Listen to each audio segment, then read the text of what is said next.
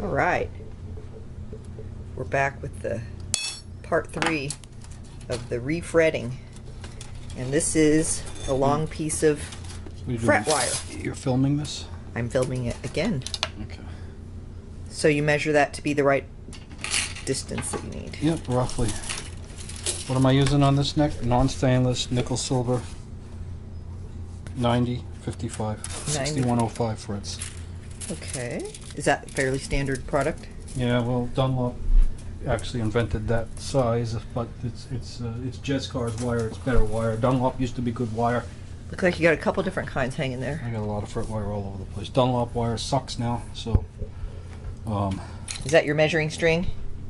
You see how sometimes I use it, sometimes I don't. It all depends. This is, like I say, everything. Always remember, everything's different. There's no two things the same.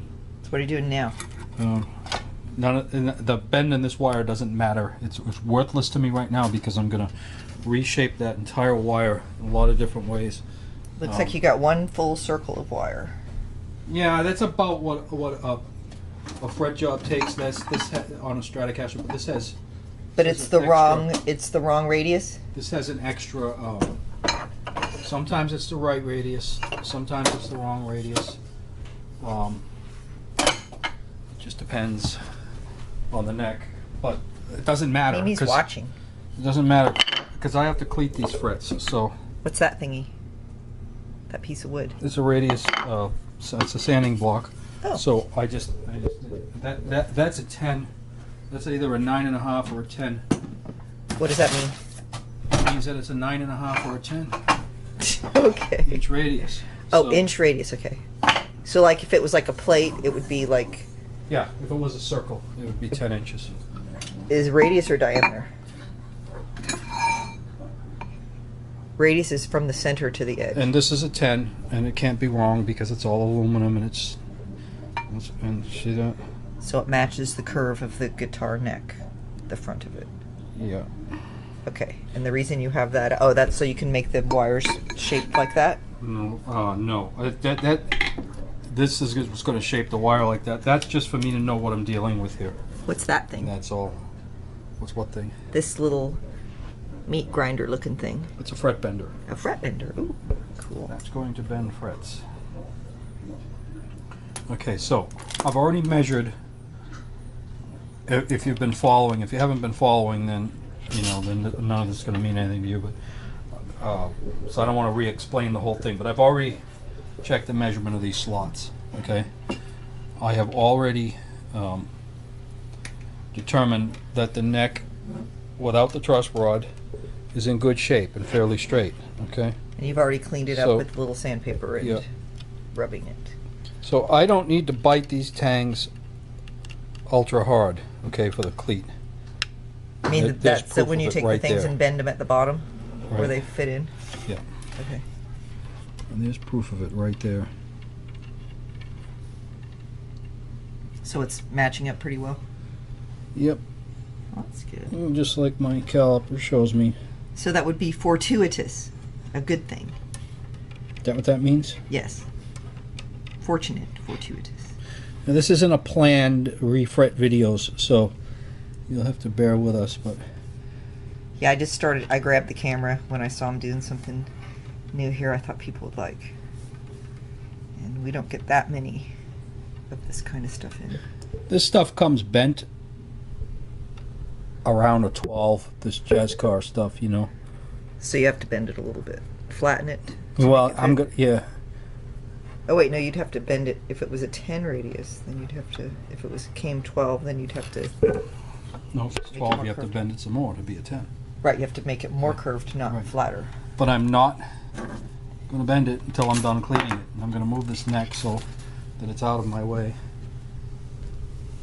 And we discussed all this in the last episode. This is tedious, time-consuming. What are you doing? What am I doing?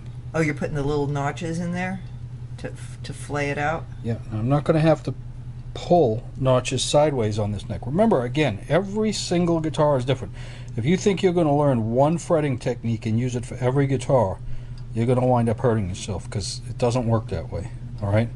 I don't have to grab these and twist them and open them up. Okay, this guitar hasn't been refretted 3 or 4 times. All right, so I'm going between the barbs. All right, and I'm just putting a little sharp bite, and as you can see, maybe you can't on the camera, but it's straightening out the radius. And if you had to grab them real hard, it'll actually reverse the radius. Okay, which who cares, because you're going to rebend the wire when you're done. Using this little Using that machine little thingy here. Right. Cool.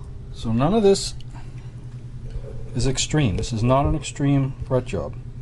I've done fret jobs where you could push the stock fret in and out of the slot with your fingers and pull it out. And in that case, you got a lot of work to do to get that guitar to sound good and work good by cleaning the living, you know what, out of the fret. Here, So that process you're doing now, you would have to do it more extensively to make it Much more. If the I don't even- fret slots were too widened.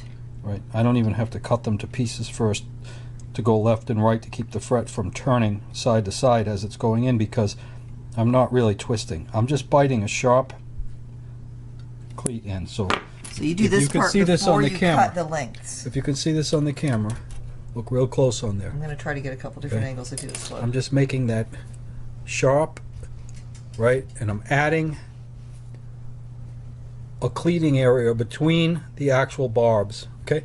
Because, see, you got to understand, you got to look at frets closely and understand that you have a barb, a barb, a barb, a barb. When you put that fret in, do they line up with the barbs you just took the fret out of? Of course not. Oh, you're talking about the little The little divots in the neck where it That- went before. that are perpendicular Yeah, to this the... is designed to work once, okay? And now we got to make it work again. Yeah, because I'm not going to put a loose fret job in the guitar like the factory does. Okay, I want these frets in, I want them biting tight, and I want them sealed tight into the guitar, so that when you go like that, when you put a string against that fret, it's transmitting the vibrations into the neck really hard. Okay, not a loose, sloppy fret job. You always have to do something with these tangs if the guitar has already been fretted once. You're going to have to do something. Okay, if you plan on doing this style of fretwork, which is called cleated fretwork. When you go to luthier school now, they teach you how to route the slots out, drop the frets into epoxy, or glue the ends. Yeah. So basically, they're just putting a This layer of sounds terrible. It sounds insulation. terrible. I They're don't- putting a layer of insulation between the wood and the metal. Yeah, it just sounds terrible. I don't know whose idea of a good sounding it guitar deadens that is, it. but it's just terrible. It's It just- deadens your guitar will not sound good like that. Okay. Okay. So So for tone fanatics, this is the you way. can see how that radius is straightened out right there. Okay. So that's not as Yeah, I'm not circular. gonna leave you on the camera here while I spend an hour going all the way around Okay, to the so other we'll end. pick up again when you've got the whole Exactly. circle completed. Exactly. All right, so say bye. Peace out.